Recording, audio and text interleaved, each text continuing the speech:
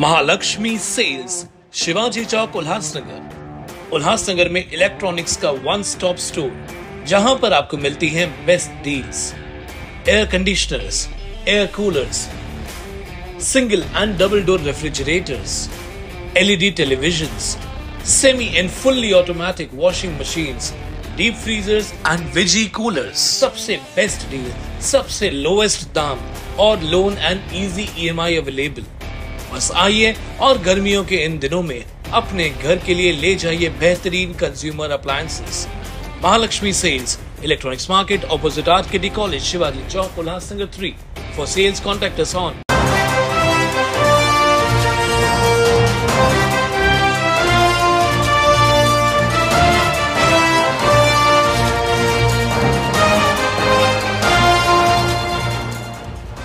उल्लास Jabaz 24/7 TV news, शहर का आईना।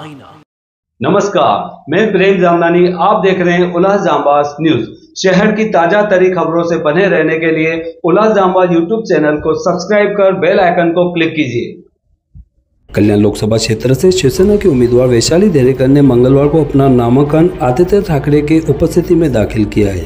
कल्याण लोकसभा क्षेत्र से अभी तक महायुति के उम्मीदवार की आधिकारिक तौर पर घोषणा नहीं की गई है, लेकिन 2 बार सांसद रह चुके मुख्यमंत्री एकनाथ शिंदे के पुत्र श्रीकांत शिंदे का प्रचार प्रसार जोर शोर से शुरू किया है। इस मौके पर आदित्य ठाकरे ने कहा कि हम अपने उम्मीदवार का समर्थन देने के लिए यहाँ आया हूँ।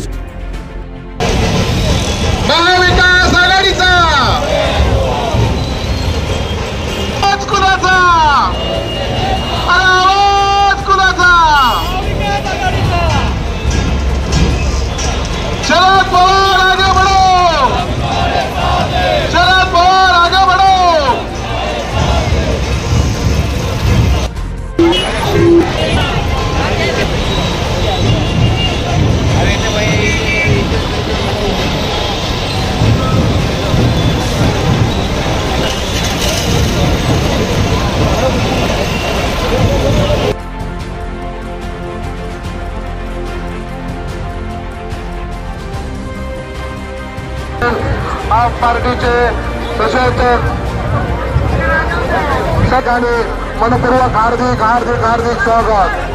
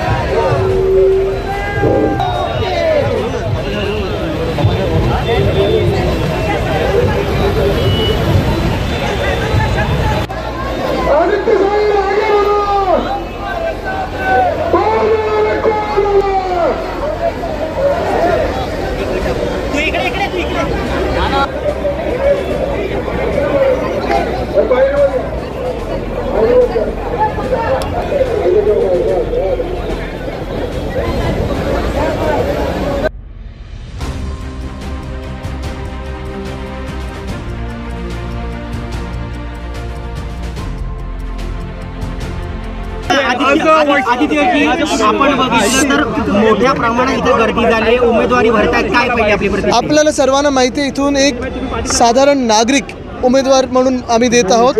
दरेकर ताईंचं काम तर आपल्या सगळ्यांना आधीचं माहिती आहे, पण आज आपण पाहतो इथे जनता सगळी रस्त्यावर आलेली आहे, कारण आम्हाला शिवसेना उद्धव बाळासाहेब ठाकरे पक्षाला आणि आमच्या उमेदवारांना पाठिंबा द्यायला आलेली आहे। आपण जर बघितलं की ज्या प्रकारे सगळं वातावरण पेटवलं जातंय महाविकास आघाडीतर्फे, पक्षात लोक फोडतात, याबद्दल काय सांगता? एक लोक फोडण्याचं, पक्ष फोडण्याचं, परिवार फोडण्याचं आपण पाहताय। महायुती किंवा भाजप आणि भाजपचे जे मित्रपक्ष आहेत, NDA मध्ये जे आहेत, ED, IT, CBI यांचं काम सुरूच असतं, पण महाविकास आघाडी ही महाराष्ट्र हिताचं बोलत आलेली आहे आणि आम्ही हे महाराष्ट्र हिताचंच बोलत राहू।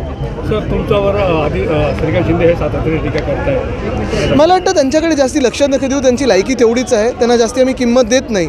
अनेकदा आम्ही घटनाबाह्य मुख्यमंत्र्यांना चॅलेंज केलं होतं की माझ्यासमोर एकट्याने येऊन किंवा पूर्ण खातं घेऊन बसावं आणि महाराष्ट्रातून उद्योग गुजरातला का पाठवलेत, महाराष्ट्राचा विकास 2 वर्ष का अडलेला आहे, कृषी क्षेत्रात आपण का मागे पडत चाललो, त्याच्यावर एकट्याने किंवा पूर्ण खात्याने येऊन डिबेट करावं, पण त्यांच्यात ती हिंमत नाही आहे। मग इकडून तिकडून थोडे चिंदीचोर पाठवत असतात असतात बोलायला आमच्यावर. आपण जर बघितलं तर पाचवा नमाज पडा असं औरंगाबादमध्ये सांगितलं जाते उद्धव ठाकरे. मला वाटतं हे महत्त्वाचं आहे. आपण पाहत असाल आता धार्मिक याच्यावर भाजपा बोलायला लागलेली आहे. पहिला इंडिकेटर हाच असतो, जेव्हा जेव्हा भाजप मागे पडायला लागतं तेव्हा हिंदू मुस्लिम किंवा असे सगळे विषय आपण पाहतो ते आणण्याचा प्रयत्न करतात, आपल्यात तेढ निर्माण करायचा प्रयत्न करतात. मग ते जिल्ह्यात असो, धर्मात असो, जातीमध्ये असो, महाराष्ट्र म्हणून आम्ही एकत्र आहोत सगळे आणि महाराष्ट्र हिताचंच बोलत राहू. कारण आज जर महाराष्ट्र हिताचं बोललो नाही तर भाजपा आमच्या महाराष्ट्राचं मंत्रालय देखील सुरतला नेऊन ठेवेल. सर, प्रज्वल रवण्णा यांचा व्हिडिओ लीक झाला आहे. बरोबर आहे, पण भाजप त्यांचा प्रचार करून गेलेत, त्यांचे सर्वोच्च नेते त्यांचा प्रचार करून गेलेत आणि निवडणूक आयोग त्यांची निवडणूक बाद करणार आहे की नाही ह्याच्यावर प्रश्न. निवडणूक आयोग सगळीकडेच डोळे बंद करून चालतं का? अशा भयानक जिथे प्रकार होतात तिथे पण निवडणूक आयोग गप्प बसणार आहे का? देशात निवडणूक आयोग आहे की नाही हा प्रश्न आहे. आणि भाजपा कारवाई करणार की नाही?